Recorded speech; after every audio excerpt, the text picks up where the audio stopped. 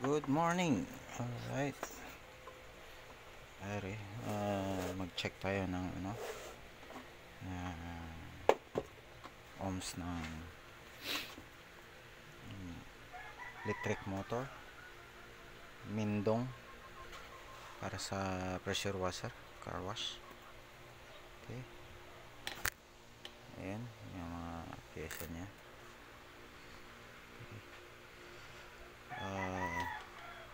So yung problema nito is to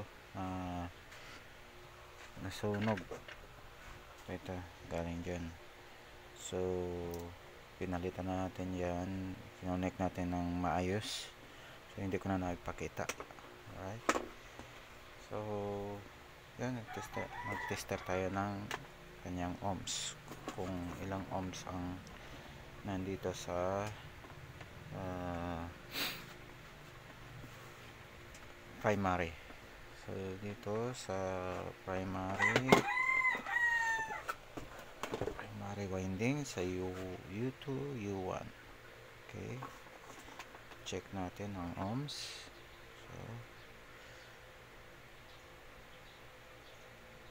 ayan, 5.2 ohms, 5.1. so naglalaro siya sa, pero 5.0,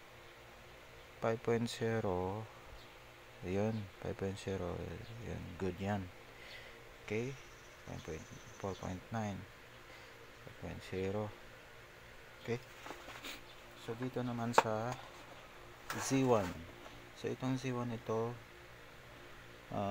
connected dito papuntang centrifugal switch. Okay, papuntang capacitor din. So ito, check natin ang C1 kung ilang yung kanyang ohms. Okay, C1, so hanapin natin dito. Ito C1 to. So yung reading niya is 3.1, 3.0. okay, so dito naman sa C2,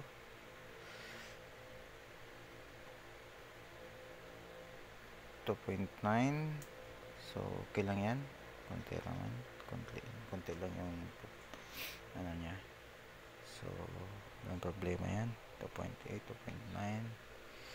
okay, so yun. So okay na to, wala nang problema to. Okay, symbol ko na para ma-try natin. Okay, pause ko muna.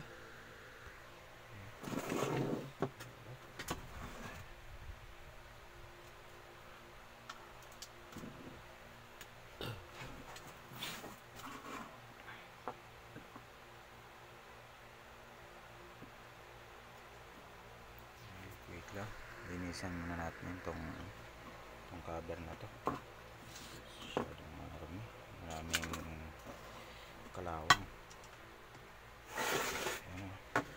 Ito, ayan, nakakalawang.